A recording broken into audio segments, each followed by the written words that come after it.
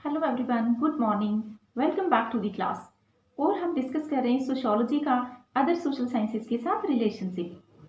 तो देखिए स्टूडेंट्स, हम ये देखते हैं कि हमारी जो ह्यूमन बींग्स की सोशल लाइफ है उसके कई आयाम हैं। और सोशल लाइफ को कंप्लीटली समझने के लिए, उसको एज ए इंटीग्रेटेड होल समझने के लिए, सामाजिक फिनोमिनन को एकीकृत रूप से समझने के लिए हमें या सोशियोलॉजिस्ट को अन्य सोशल साइंसेज की ज्ञान की आवश्यकता होती है। क्यों? क्योंकि मानव जीवन या जो ह्यूमन प्रॉब्लम्स है उनके अनेक आयाम हैं। ह्यूमन प्रॉब्लम्स के सोशल डायमेंशन से, इकोनॉमिक उनके एस्पेक्ट्स हैं, पॉलिटिकल एस्पेक्ट्स हैं, साइकोलॉजिकल पक्ष हैं उनके। तो इन सबको समझते हुए ही हम सोशल जो प्रॉब्लम है उसका समाधान कर सकते हैं, या फिर साइंटिफिकली हम उसको समझ सकते हैं, कारण परिणाम संबंधों को हम समझ सकते हैं। यही कारण है कि सोशियोलॉजी का अदर सोशल साइंसेज के साथ रिलेशनशिप का हम स्टडी करते हैं। तो आज हम स्टडी करेंगे सोशियोलॉजी का पॉलिटिकल साइंस के साथ में जो संबंध है उनका। वेल स्टूडेंट्स, आप देखिए जो अदर सोशल साइंसेस है वो हमारे ह्यूमन एक्सपीरियंस का किसी एक ही पक्ष का अध्ययन करते हैं। उदाहरण के रूप में आप हिस्ट्री को ले लीजिए। हिस्ट्री क्या करती है? सिर्फ पास्ट की इंपॉर्टेंट जो इवेंट्स हैं, ऐतिहासिक रूप से महत्वपूर्ण घटनाओं का एक क्रोनोलॉजिकल ऑर्डर में स्टडी करती है। पास्ट सोसाइटीज का प्रेजेंट में क्या हो रहा है उसका स्टडी हम हिस्ट्री में नहीं करते। पॉलिटिकल साइंस को देख लीजिए। पॉलिटिकल साइंस सिर्फ मैन की पॉलिटिकल एक्टिविटीज की स्टडी करता है। मैन को सिर्फ पॉलिटिकल बीइंग समझ के स्टडी करता है। एक स्पेशल साइंस है पॉलिटिकल साइंस। लेकिन समाज में क्या घटित हो रहा है, क्या उसकी सामाजिक आयाम है, उसकी ये स्टडी नहीं करता। वहीं मनोविज्ञान है, वह व्यक्ति को सिर्फ एक साइकोलॉजिकल बीइंग मानकर स्टडी करता है। उसको उसके मेंटल प्रोसेसेस की स्टडी करता है। एक इंडिविजुअल किस तरह से सोचता है इसकी स्टडी करता है, ना कि उसके कलेक्टिव बिहेवियर की। और जब हम बात इकोनॉमिक्स की करते हैं तो इकोनॉमिक्स मैन को सिर्फ वेल्थ को जनरेट करने वाला, वेल्थ को या धन को खर्च करने वाला और अपने प्रॉफिट को मैक्सिमाइज करने वाले व्यक्ति के रूप में स्टडी करता है।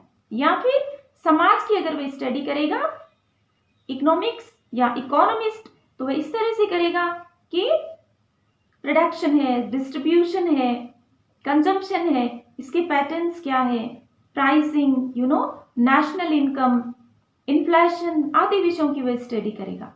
अब मानव जीवन की टोटलिटी में देखिए कोई भी सब्जेक्ट स्टडी नहीं कर रहा है, इसलिए हमें सोशियोलॉजी जैसी साइंस की जरूरत पड़ी। तो हम देखते हैं सोशियोलॉजी एक न्यू सोशल साइंस है और ऑगस्ट कॉम्ट ने इसे एक सोल सोशल साइंस कहा है, मास्टर सोशल साइंस कहा है। और ये कहना सत्य भी है, क्योंकि सोशियोलॉजी है वो सोशल फिनोमिना को स्टडी करते हुए इन सब पक्षों को भी देखता है। लेकिन इसका तात्पर्य ये नहीं है कि अन्य विषय हैं वो गौण है। अन्य विषय सोशियोलॉजी के सामने छोटे नहीं है, उनका अपना महत्व है, वो सिग्निफिकेंट है। तो लेट अस सी पॉलिटिकल साइंस और सोशियोलॉजी में क्या रिलेशनशिप है और दोनों एक दूसरे को किस तरह से नॉलेज को इनरिच करने में मदद करते हैं, सोशल फिनोमिना को समझने में हेल्प करते हैं एक दूसरे की। पॉलिटिकल साइंस और सोशियोलॉजी में इतना क्लोज रिलेशनशिप है कि जिन्स पर कहते हैं कि historically sociology has its main roots in politics. वो कहते हैं कि ऐतिहासिक रूप से देखा जाए तो समाजशास्त्र की जो जड़ें हैं वो पॉलिटिक्स में है, राजनीति में है। किस तरह से? आप याद कीजिए, हमने सोशियोलॉजी के जो प्रीवियस क्लासेस में, इंट्रोडक्टरी क्लासेस में हमने बात की थी कि सोशियोलॉजी एक सब्जेक्ट के रूप में जब अस्तित्व में आई, जब उसका बर्थ हुआ, तो बहुत सारे कारकों ने समाजशास्त्र को एक विषय के रूप में उत्पन्न होने में मतलब इंपॉर्टेंट फैक्टर्स के रूप में काम किया। लेकिन एक महत्वपूर्ण उत्प्रेरक के रूप में अगर किसी ने काम किया है तो वह राजनीतिक घटनाएं या पॉलिटिक्स जिसे हम कहें, 1789 की फ्रेंच रेवोल्यूशन, उसके कारण इमीडिएटली एक ऐसे विषय की आवश्यकता पड़ी जो कि समाज का अध्ययन करे। इस तरह हम देखते हैं कि समाजशास्त्र की तो उत्पत्ति या उसकी जड़ें ही राजनीति में है।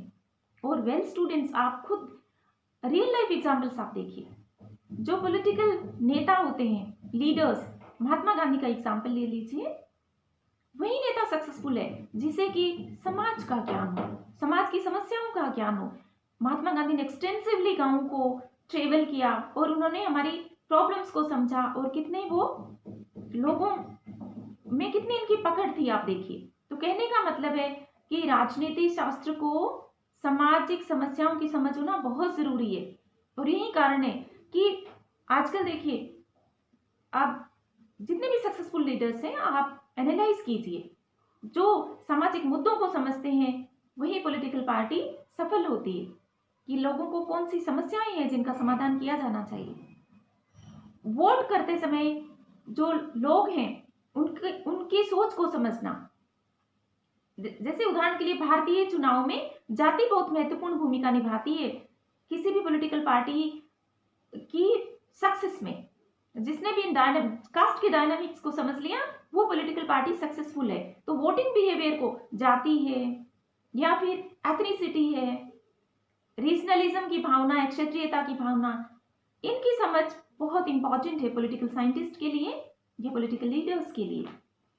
इसी प्रकार से हम देखते हैं कार्ल मार्क्स, मैक्स वेबर का ब्यूरोक्रेसी का सिद्धांत, पावर और जिसे क्या कहे अथॉरिटी, डेवलपमेंट के प्रोग्राम्स, पॉलिसी मेकिंग, सोशलिज्म, पंचायती राज इंस्टीट्यूशन, वोटिंग बिहेवियर, इनकी स्टडी पॉलिटिकल साइंस और सोशियोलॉजी दोनों ही सब्जेक्ट करते हैं। तो देखिए कितने क्लोजली रिलेटेड सब्जेक्ट्स हैं ये।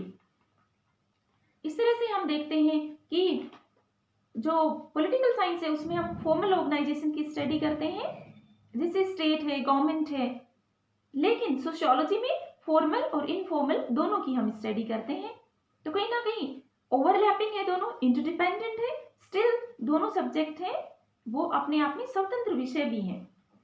तो फिर हम ये देखते हैं कि सोशियोलॉजिस्ट गिडिन्स कहते हैं कि to teach the theory of state to man who have not learn the first principle of sociology is like teaching astronomy to man who have not learned Newton's law of motion। अर्थात एक व्यक्ति को sociology के जिसको सिद्धांत नहीं पता है उसको राजनीतिक सिद्धांतों को पढ़ाना उसी प्रकार से है जैसे कि उस व्यक्ति को एस्ट्रोनॉमी पढ़ाना जिसे कि न्यूटन के गति के नियमों का ही ज्ञान नहीं हो। अर्थात ये विषय एक विषय का दोनों विषयों का ज्ञान किसी व्यक्ति को होना चाहिए एक सक्सेसफुल राजनीति शास्त्री बनने के लिए। तो हमने देखा कि दोनों सब्जेक्ट्स हैं वो बहुत ही क्लोजली रिलेटेड है, लेकिन स्टिल दोनों इंडिपेंडेंट है, स्वतंत्र अस्तित्व है, तो दोनों में डिफरेंस भी है। यही तो कारण है कि दोनों के अलग अलग डिपार्टमेंट्स है यूनिवर्सिटीज में, और आप बीए में इनको इंडिपेंडेंट सब्जेक्ट्स के रूप में पढ़ते हैं, दोनों का अपना अपना सिलेबस है। तो देखिए फर्क में हम ये देखते हैं कि सोशियोलॉजी वो एक बहुत ही वास्ट और जनरल साइंस है, वहीं पॉलिटिकल साइंस है वो एक डिस्टिंक्ट सब्जेक्ट है, एक स्पेशल ब्रांच है सोशल साइंस की। फिर सोशियोलॉजी का स्कोप है वास्ट है as compare to political science. Sociology में ऑर्गेनाइज्ड और अनऑर्गेनाइज्ड या फॉर्मल या इनफॉर्मल दोनों ही प्रकार के ऑर्गेनाइजेशंस या ग्रुप्स की स्टडी करते हैं, वहीं पॉलिटिकल साइंस में फॉर्मल या ऑर्गेनाइज्ड ग्रुप्स की स्टडी हम करते हैं। फिर देखिए पॉलिटिक्स है वो इस अजम्पशन के साथ शुरू होती है कि मैन है वो पॉलिटिकल बीइंग है, जबकि सोशियोलॉजी यह एक्सप्लेन करने का प्रयास करती है कि मैन है वो पॉलिटिकल बीइंग क्यों बना, कौन से फैक्टर्स थे। तो हम देखते हैं कि सोशियोलॉजी है वो एक एनालिटिकल सब्जेक्ट है, विश्लेषणात्मक विषय है और बहुत ही व्यापक सब्जेक्ट है। तो आई होप आपको समझ में आया दोनों में क्या समानताएं हैं, क्या डिफरेंस है, या दोनों का क्या रिलेशनशिप है। So thank you so much, see you in the next class. Till then take care and bye bye.